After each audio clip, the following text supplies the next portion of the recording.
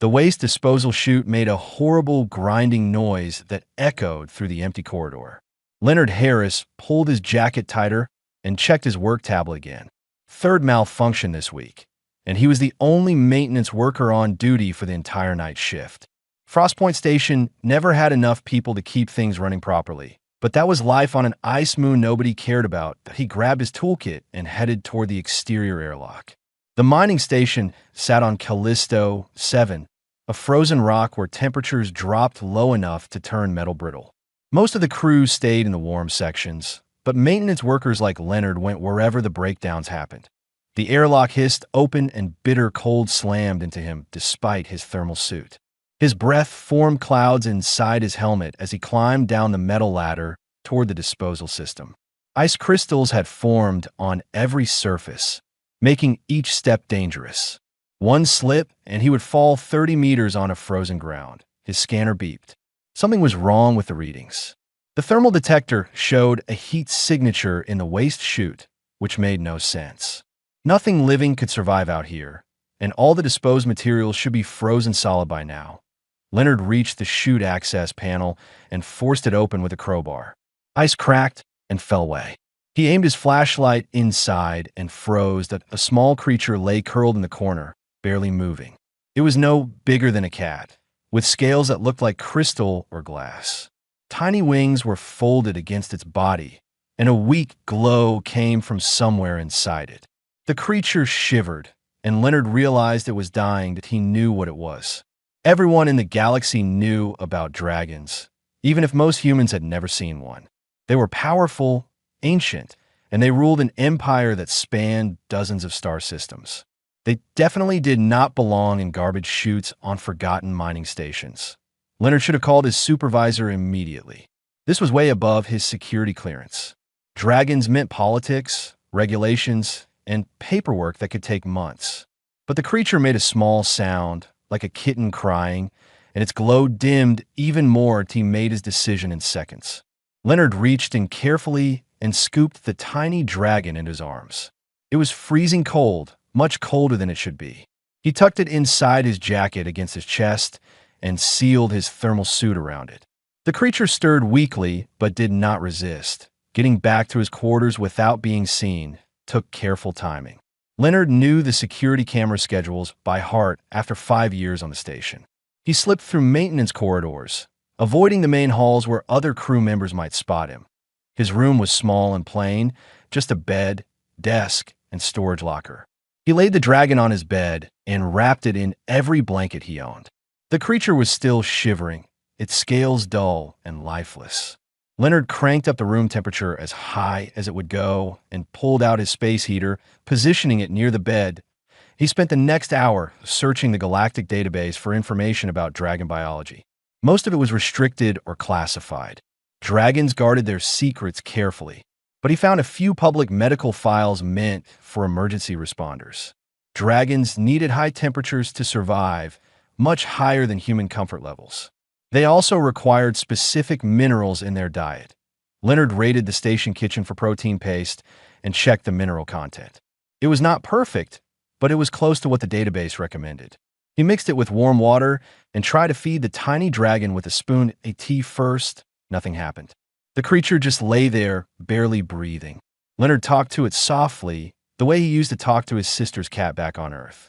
He told it about the station, about the ice moon, about how he ended up working maintenance on the edge of nowhere. After 20 minutes, the dragon's eyes opened. They were crystalline blue, bright and aware. The creature looked at Leonard for a long moment, then opened its mouth and accepted a small amount of the food mixture. Leonard felt relief wash over him. He fed the dragon slowly, letting it take breaks. After eating, the creature's glow grew slightly brighter. Its scales began to shimmer with faint rainbow colors. It made a small chirping sound and nestled into the blankets. By morning, the dragon was still alive. Leonard had not slept at all. He sat on the floor next to his bed, watching the creature breathe. Its body temperature had stabilized, and it seemed to be resting peacefully. His work tablet beeped with the start of the day's shift. Leonard silenced it and looked at the dragon. He could not keep this secret forever. The station was too small, the security too tight. Eventually, someone would find out, but right now, this tiny creature needed him. It trusted him, and Leonard could not shake the feeling that something important was happening, something that went beyond regulations and protocols. He named her Crystal because of how her scales caught the light. The decision to hide her lasted exactly 8 hours. His supervisor, Dan, knocked on his door during the afternoon, responding to the unregistered life sign that station sensors had detected in Leonard's quarters. Dan was a decent guy, and he looked genuinely worried. Leonard tried to explain, but Dan cut him off. Protocol required reporting any alien life forms immediately.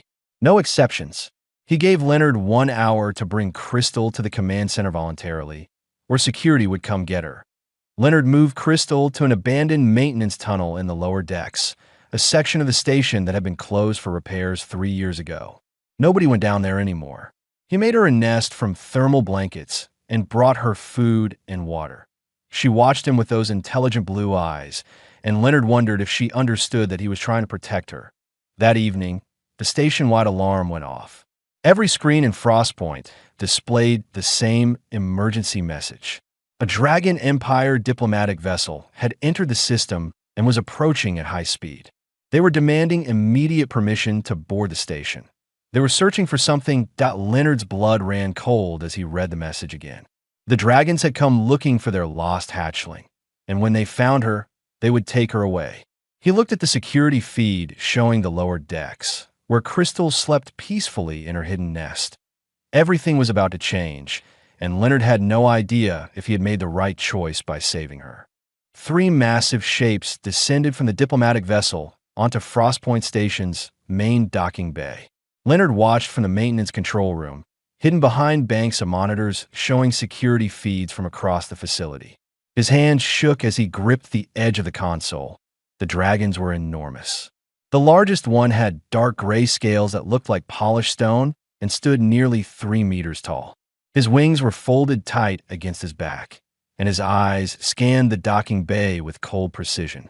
A second dragon, female with pure white scales, carried herself with scholarly grace.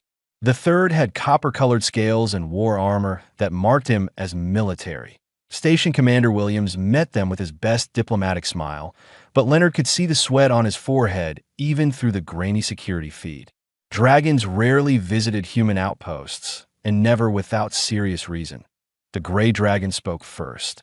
His voice carried through the intercom system, deep and commanding. "I am High Commander Slate of the Dragon Empire. This is Archivist Frost and Guard Captain Bronze.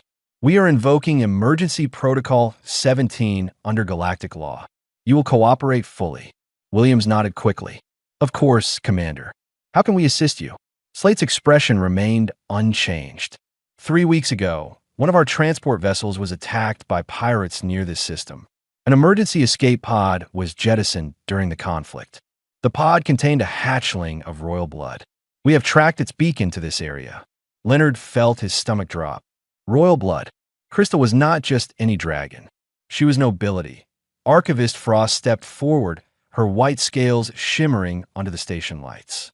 The hatchling cannot survive more than 1 month without proper care. Time is critical. If she has perished, we must recover her remains for proper ceremony. Guard Captain Bronze's tail lashed behind him. If anyone on this station has taken the hatchling for ransom or political leverage, they will face the full consequences of dragon law. This is not negotiable. Williams raised his hands in a calming gesture. "I assure you, Commander, we have seen no such pod or hatchling. Our sensors would have detected any landing in this sector." "Your sensors are inferior," Bronze said bluntly. "We will conduct our own search. Prepare to grant us full access to all areas of this station." Leonard watched as the meeting continued. The dragons described Crystal in detail, her crystalline scales, her blue eyes, her royal lineage. They spoke of succession crises and political implications. They mentioned the Emperor himself was watching this situation closely, but not once did they talk about Crystal as a person. Not once did they mention worry for her well-being or fear for her safety. Everything was political calculation and imperial protocol. A hand touched Leonard's shoulder, and he jumped. Rita stood behind him, her dark eyes serious. "We need to talk. Now." They moved to a storage closet where the security cameras had blind spots. Rita crossed her arms and stared at him. "You found it, didn't you? The dragon hatchling. That's what you've been hiding." Leonard considered lying, but Rita had worked with him for 3 years. She knew him too well. "Yes." She was dying in the waste chute. "I couldn't just leave her there." "Leonard, those are dragons. They're talking about tearing this station apart, looking for her. You need to hand her over before this gets worse." "Did you hear them?" Leonard asked. "They don't care about her. They care about bloodlines and succession and politics. That hatchling has a name. Crystal. She's scared and alone, and she trusts me." Rita's expression softened. "Show me." They took the service elevator to the lower decks. The abandoned maintenance section was dark and cold, lit only by emergency lighting. Crystal had grown in just a day since Leonard found her, now the size of a medium dog. When she saw Leonard, she made happy chirping sounds and ran to him on awkward legs. Rita watched in silence as Crystal climbed onto Leonard's shoulders and nuzzled against his neck. The dragon hatchling's scales glowed with warmth and contentment. "She bonded with you," Rita said quietly. "I've read about this. Dragons don't bond with other species. Ever. Maybe they just never tried," Leonard said, stroking Crystal's head. She made a purring sound that seemed impossible for a creature made of scales. Above them, through the ventilation system, they could hear the dragons moving through the station. Bronze's voice echoed through the corridors, demanding access to crew quarters. Williams was trying to maintain order, but the situation was deteriorating quickly. Crystal suddenly went still. Her head tilted, listening. Then she began to glow brighter, and a soft distress call emerged from her throat. It was not loud, but it carried through the metal walls and pipes of the station. Rita grabbed Leonard's arm. "They're going to hear that. You have maybe 2 minutes before they zero in on this location." Leonard looked down at Crystal. She was trembling, pressed against him for protection. He could run deeper into the maintenance tunnels, try to hide her better, or he could face the dragons and hope they would understand what he had done and why. The choice was taken from him. Bronze's voice boomed through the corridor outside. "I hear her. Level 3, maintenance sector. All units converge." Leonard picked up Crystal and held her close. "It's going to be okay," he whispered, not sure if he was reassuring her or himself. He walked out of the maintenance tunnel and into the main corridor. The 3 dragons stood at the end of the hallway, backlit by the harsh station lights. They looked like legends come to life, powerful and ancient and utterly alien. Then they saw Crystal in Leonard's arms, and everything stopped. High Commander Slate's eyes widened. Archivist Frost made a sound of pure shock.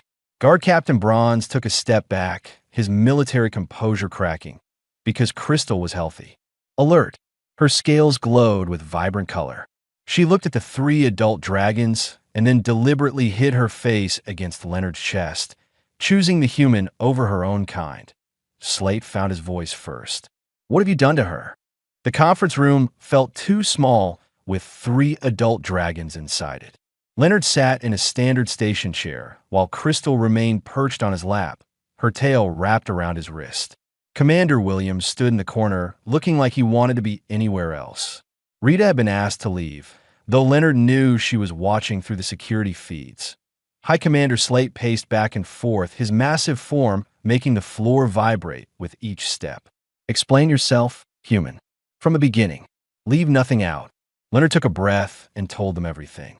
Finding Crystal in the waste chute, nearly frozen to death.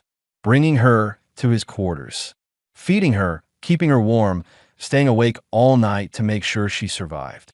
Moving her to the lower decks when he realized how much trouble he would face.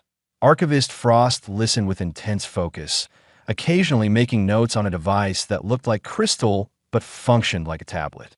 Guard Captain Bronze stood with his arms crossed, his expression growing darker with every word. When Leonard finished, Slate stopped pacing. "You violated multiple protocols. You concealed the presence of a dragon hatchling. You interfered with Imperial property." "She's not property," Leonard said quietly. "She's a person." Bronze slammed his fist on the table. "You have no right to make such determinations. You are human. Short-lived. Primitive. You cannot possibly understand what you have done. Crystal hissed at Bronze, and a small puff of frost escaped her mouth. The adult dragons all stared. Impossible flust whispered. Hatchlings do not develop breath abilities until at least 6 months of age. She cannot be more than 4 weeks old. Leonard stroked Crystal's head, and she calmed immediately. She started doing that yesterday. Is that bad? It should not be possible, Frost repeated. She looked at Slate. Commander, I request permission to observe their interaction more closely. This is unprecedented. Slate nodded slowly. Proceed. For the next hour, Frost asked Leonard to demonstrate how he cared for Crystal. He showed them the feeding routine he had developed, mixing protein paste with mineral supplements. He explained how he monitored her temperature and adjusted the heating elements. He talked to her in soft tones, and she responded with chirps and body language that clearly showed affection. The dragons watched in complete silence. Finally, Frost spoke. This bonding pattern matches historical records from over 50,000 years ago, before the Great Reformation, before we became civilized. What does that mean? Leonard asked. It means, Slate said heavily, that you have somehow triggered primitive instincts in the hatchling. She is imprinted on you as a parent figure. Bronze stepped forward, which is exactly why we must separate them immediately. The hatchling's mind must be cleansed of this contamination before it becomes permanent. Cleansed. Leonard held Crystal tighter. What does that mean? Re-education, Bronze said coldly. Isolation until the improper bonds fade. It is standard procedure for hatchlings exposed to negative influences. Crystal began to glow brighter. The temperature in the room dropped several degrees. Frost's eyes widened. She is entering a defensive state. Everyone remained calm. The only thing making her defensive is you threatening to take her away from me, Leonard said. He stood up carefully, still holding Crystal. Look at her. Really look at her. She's healthy. She's happy. She's developing faster than normal. How is any of that contamination? Slate raised one clawed hand for silence. The human raises a valid point. The hatchling shows no signs of distress or damage. Quite the opposite. Because he has manipulated her, Bronze insisted. Humans are clever. They use emotional tricks to achieve their goals. This is clearly some form of leverage attempt. For what purpose? Frost asked. What would a maintenance worker gain from secretly raising a dragon hatchling? He did not contact authorities.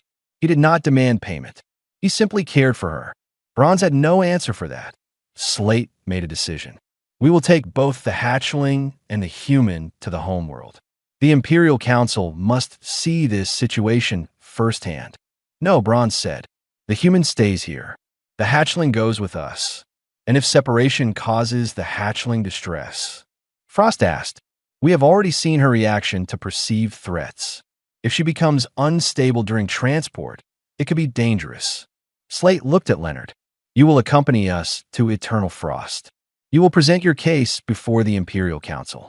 They will decide what happens to both of you.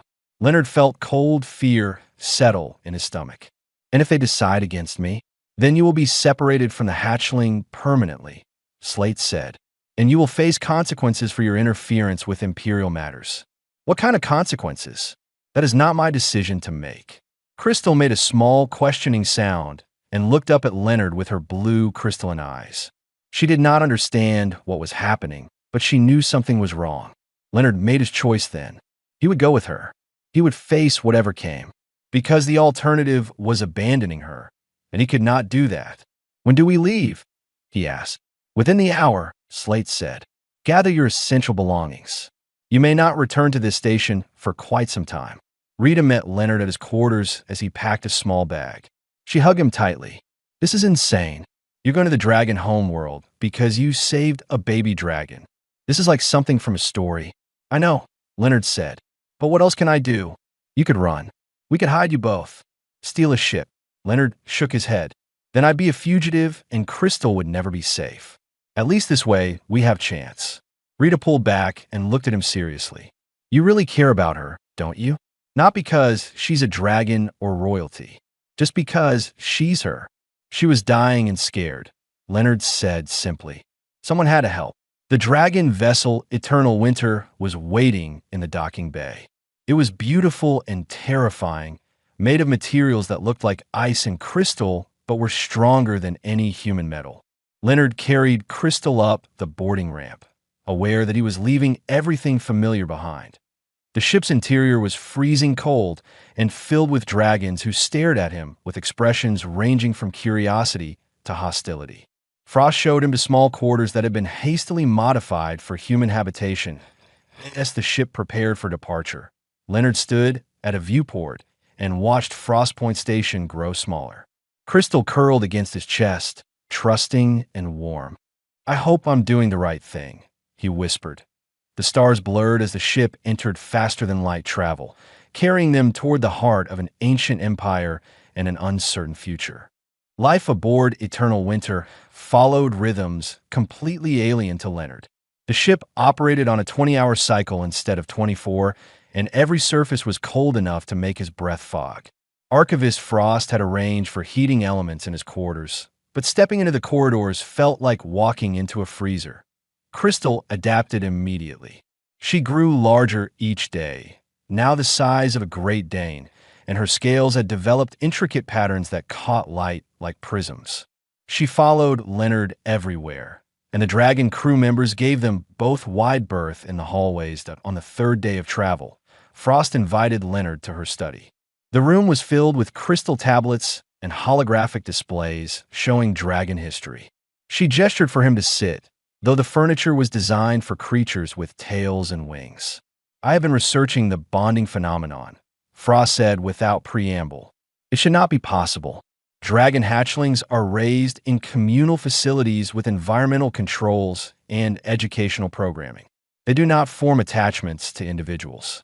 Leonard watched Crystal explore the study, sniffing at tablets and batting playfully at holographic displays. "Maybe that's the problem." Frost's head tilted. "Explain. You said hatchlings are raised in facilities, by programs and environmental controls, not by actual parents." Leonard chose his words carefully. "On Earth, we tried that once. Raising children in institutions with perfect care, but no personal attention. The children did not develop properly. They needed emotional connection, not just food and shelter." "Dragons are not humans," Frost said, but her tone was thoughtful rather than dismissive. "No, but maybe all intelligent species need some form of bonding. Maybe that's what makes us intelligent in the first place." Frost was quiet for a long moment. Then she pulled up data on her displays. "Dragon birth rates have been declining for 3,000 years. We attributed this to natural population control. But hatchling survival rates have also decreased. Many simply fail to thrive despite perfect environmental conditions." "What happens to them?" Leonard asked. "They are studied, analyzed. Eventually, most are euthanized when it becomes clear they will not develop properly." Frost's voice remained clinical, but Leonard caught something underneath it. Doubt, perhaps. Or guilt. "That's horrible. That is efficiency. Resources are not infinite." Crystal returned to Leonard and climbed onto his lap, even though she was getting too big for it. She made a contented rumbling sound and rested her head on his shoulder. Frost watched them with an expression Leonard could not read. "She speaks your name in her dreams," Frost said quietly. "I have monitored her sleep patterns. She dreams of you constantly." This level of attachment is documented in our oldest histories, but has not been seen in living memory. Before Leonard could respond, alarms blared through the ship. Bronze's voice echoed over the intercom. "All hands to stations. We have company." Leonard followed Frost to the bridge, carrying Crystal. The view screen showed 3 smaller vessels approaching, their hull markings identifying them as dragons, but from a different faction. Slate stood at the command position, his expression grim. "They are loyalists to Lord Obsidian. He leads the traditionalist faction on the council." "What do they want?" Leonard asked. "To prevent us from reaching the homeworld with you and the hatchling. Obsidian sees your existence as a threat to dragon culture.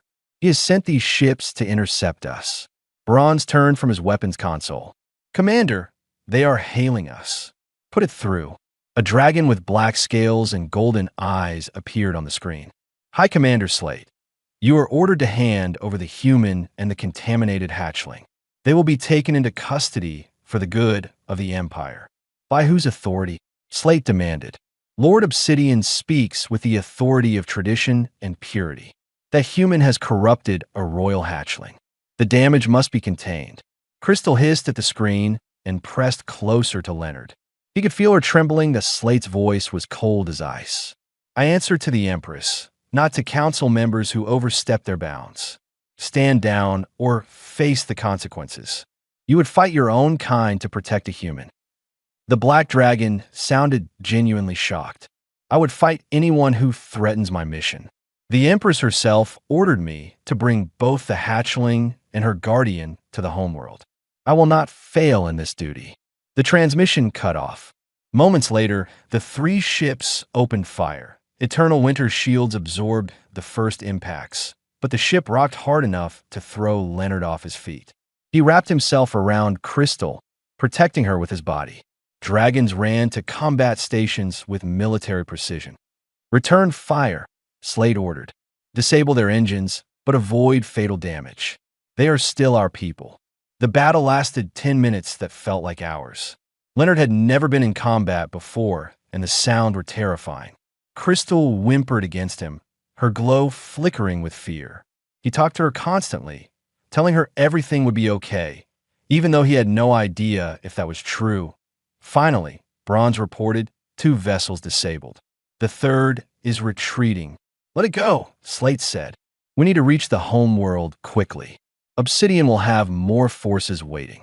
Frost helped Leonard to his feet. Are you injured? I'm Euphine. Is Crystal okay? You check her over carefully. She seemed shaken but unhurt. The hatchling's safety was your first concern, Frost observed, even when your own life was in danger. Of course it was. This is not of course to us, Frost said softly. This is what I have been trying to understand. You act on instinct to protect her, without calculation or consideration of benefit. This is the bonding behavior our histories describe. Slate approached them. Leonard Harris, you should know what we face. Obsidian commands significant support on the council. He will argue that you have damaged the hatchling beyond repair. He will present evidence that human influence weakens dragons. And he will demand that Crystal be taken from you and subjected to re-education. What can I do? Show them what I have seen on this voyage. That Crystal is not damaged. That she is thriving. That perhaps our way of raising hatchlings is what needs to change, not your methods. Slate paused. I cannot promise the council will listen, but I will speak in your favor. What? Leonard asked. Why would you help me? Slate looked at Crystal, who had fallen asleep in Leonard's arms despite the recent danger. Because in 5,000 years of military service, I have never seen a hatchling show such advanced development. And I have never seen one demonstrate such clear happiness. If we are wrong about how to raise our young, then our entire civilization is built on a flawed foundation. That is worth investigating, regardless of my personal feelings about humans. The ship dropped out of faster-than-light travel. Through the viewport, Leonard saw a planet that took his breath away. It was covered in ice and crystal, with cities that looked like they had been carved from diamonds. Eternal Frost, the dragon homeworld, and somewhere on that planet, the Imperial Council was waiting to judge him. The Imperial Palace made Frost Point Station look like a toy.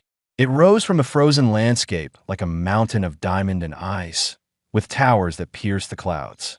Thousands of dragons flew between spires, and Leonard could see entire cities carved into the palace's lower levels.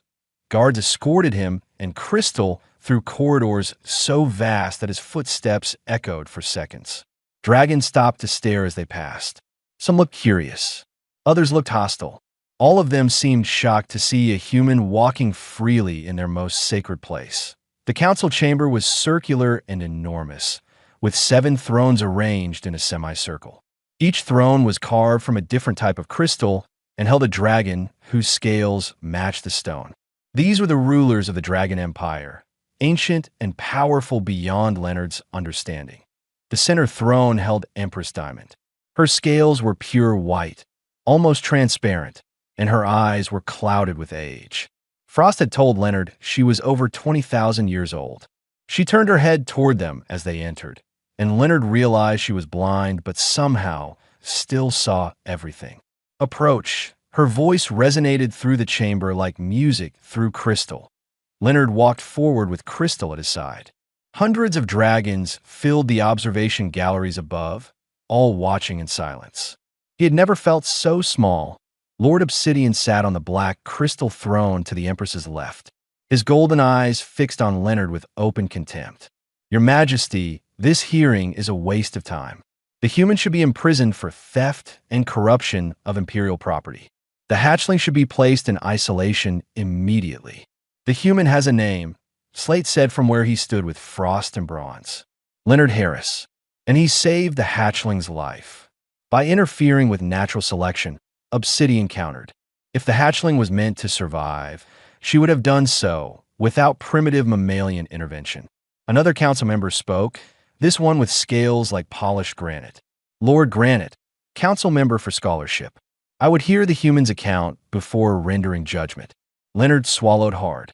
"Your Majesty, honored council members. I found Crystal dying in a waste disposal unit. She was freezing and starving. I did what anyone with compassion would do. I helped her. You concealed her presence," Obsidian said. "You did not report finding imperial property." "She's not property," Leonard said again. "She's a living being who was in pain.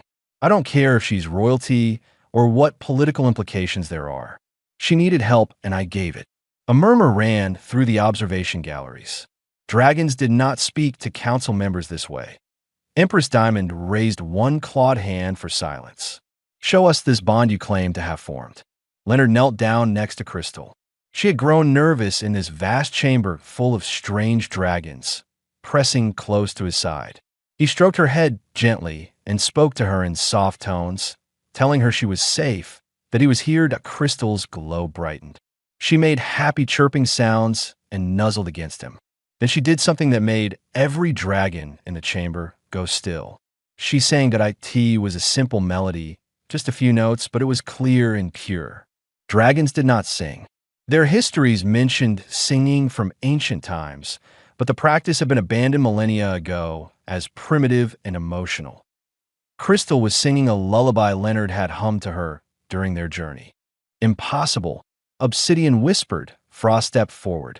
"Your Majesty, I have documented the hatchling's development during our voyage. She shows cognitive advancement 30% beyond normal parameters. Her breath abilities manifested months ahead of schedule. Her emotional intelligence is remarkable. All of this correlates directly with her bond to Leonard Harris. Or it proves that human influence has made her abnormal," Obsidian argued. "This is exactly why hatchlings must be raised in controlled environments. Individual attachment creates unpredictability." Lord Granite spoke again. "What if unpredictability is what we have been missing? Our hatchling survival rates continue to decline. Perhaps there is wisdom in examining alternative methods." "There is no wisdom in returning to primitive practices," Obsidian said coldly. "We evolved beyond such weakness for good reason." Empress Diamond's voice cut through the debate. "We will test the bond's necessity. Leonard Harris will be removed from the chamber. The hatchling will remain with us. If she adapts quickly, the bond is proven superficial." "No," Leonard said, then caught himself. "I mean, Your Majesty, please don't do this. It will terrify her. If the bond is as important as you claim, a brief separation should cause minimal distress," Diamond said. "Guards, escort the human to the waiting chamber." Two large dragons moved forward. Leonard looked at Crystal, trying to reassure her, but she began to panic immediately. Her scales flashed bright with alarm, and she tried to follow him as the guards pulled him away. The door closed behind Leonard, cutting him off from Crystal. He pressed against it, heart pounding.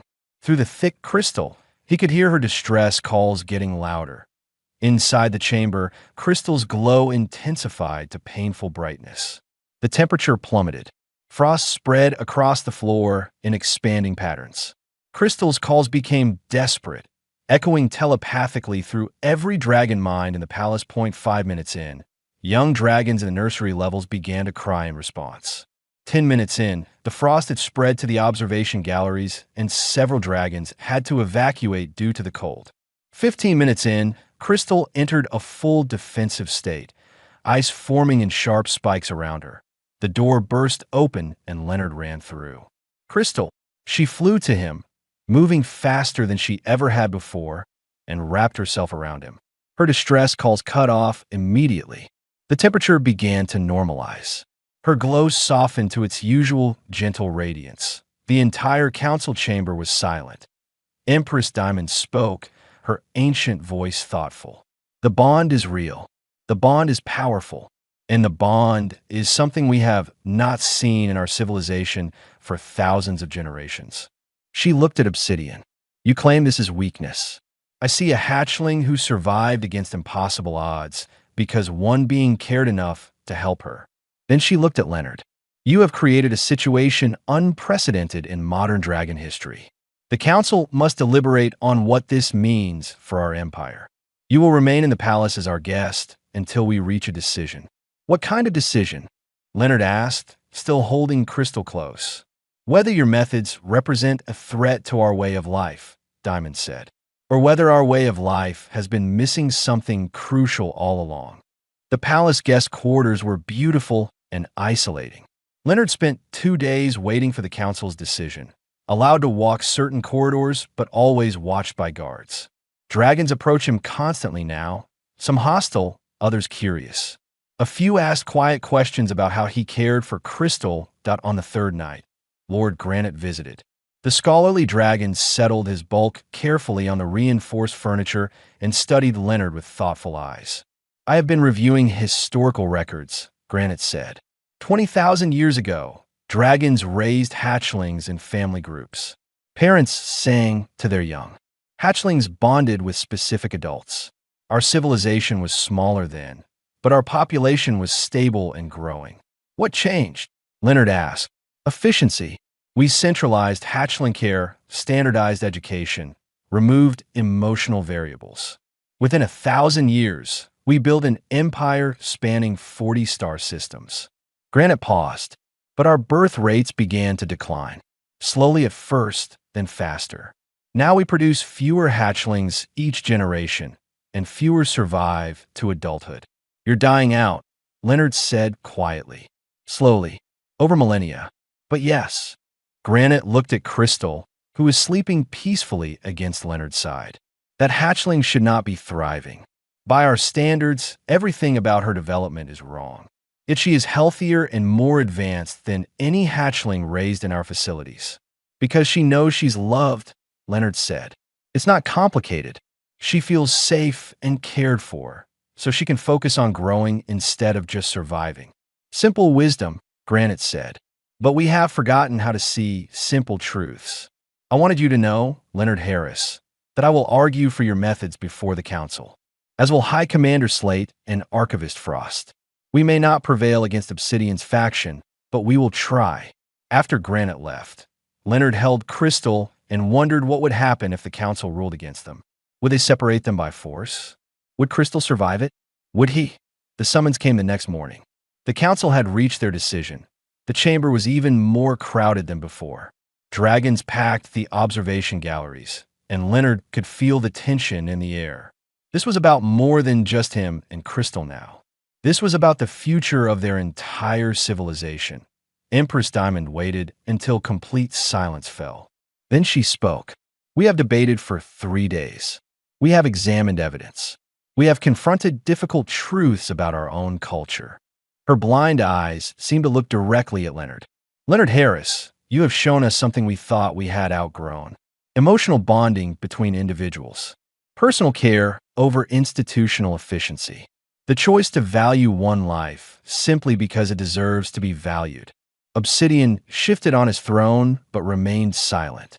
The question before us, Diamond continued, is whether these old ways have value in our modern empire. Lord Obsidian argues they are primitive weakness. Lord Granite argues they may be what we have lost. She paused, letting the weight of her words settle. I have made my decision.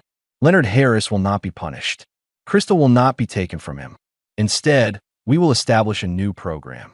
The Guardian Initiative. Murmurs rippled through the galleries. Leonard Harris will be appointed first Guardian, Diamond declared. He will work with Archivist Frost and volunteers from our population to develop new methods for raising hatchlings. These methods will combine our traditional knowledge with the bonding practices Leonard has demonstrated. This is madness. Obsidian stood abruptly. You would change thousands of years of tradition based on one human's lucky accident. I would change our course before we slowly vanish from the galaxy, Diamond said sharply. Our current methods are failing. The evidence is clear. We can adapt, or we can die with our pride intact. I choose adaptation. She looked at the assembled dragons. This program is voluntary. Those who wish to participate may apply. Those who prefer traditional methods may continue as before. But we will study the results carefully. And if bonding practices prove beneficial, they will be expanded. Obsidian's expression was cold fury, but he bowed stiffly and resumed his seat. He was outvoted, and they both knew it. Diamond turned back to Leonard. Do you accept this responsibility, Leonard Harris? To teach dragons what you know about caring for their young. Leonard looked at Crystal, who watched him with complete trust. He thought about the hatchlings Frost had mentioned, the ones who failed to thrive and were euthanized. He thought about an entire civilization that had forgotten how to love their children. Yes, he said, I accept. 6 months later, Leonard stood in a facility that had once been a standard hatchling care center. It looked completely different now. Individual rooms replaced group dormitories. Soft materials covered harsh surfaces. And most importantly, 20 hatchlings were being raised by guardians who sang to them, played with them, and treated them as individuals rather than statistics. Crystal, now the size of a horse and elegant in her adolescence, helped him oversee the program. She had become famous across the galaxy. The dragon who chose a human, the bridge between two species. Human volunteers worked alongside dragons who had decided to try the old ways. Some were skeptical at first, but the results spoke for themselves. The hatchlings in the Guardian program showed remarkable development. They were healthier, more emotionally stable, and demonstrated problem-solving abilities that exceeded normal parameters. Frost visited often, documenting everything. Birth rates are increasing, she told Leonard one day. For the first time in 3,000 years. Dragons who participate in the Guardian program are choosing to have hatchlings when they would not have before. Because they want to be parents, Leonard said, not just producers of a next generation. News spread beyond the Dragon Empire. Other species watched in fascination as an ancient civilization transformed itself. Humanity's status in galactic politics shifted. They were no longer just another young species. They were the ones who had taught dragons how to feel again. Leonard received messages from Rita and others on Frost Point Station, amazed at what he had accomplished. But he did not feel like he had accomplished anything extraordinary. He had just helped someone who needed help. One evening, he stood on a balcony overlooking the Crystal City. Crystal landed beside him, her wings stirring the cold air. Thank you, she said in perfect dragon-human hybrid speech. For everything. Thank you for letting me help, Leonard replied. In the nursery below, hatchlings played with their guardians, learning and growing and loved. Songs drifted up through the crystal spires, melodies that had not been heard on this world for 20,000 years. The Dragon Empire had not fallen. It had remembered what it meant to be alive, and a maintenance worker from a forgotten ice moon had shown them the way home.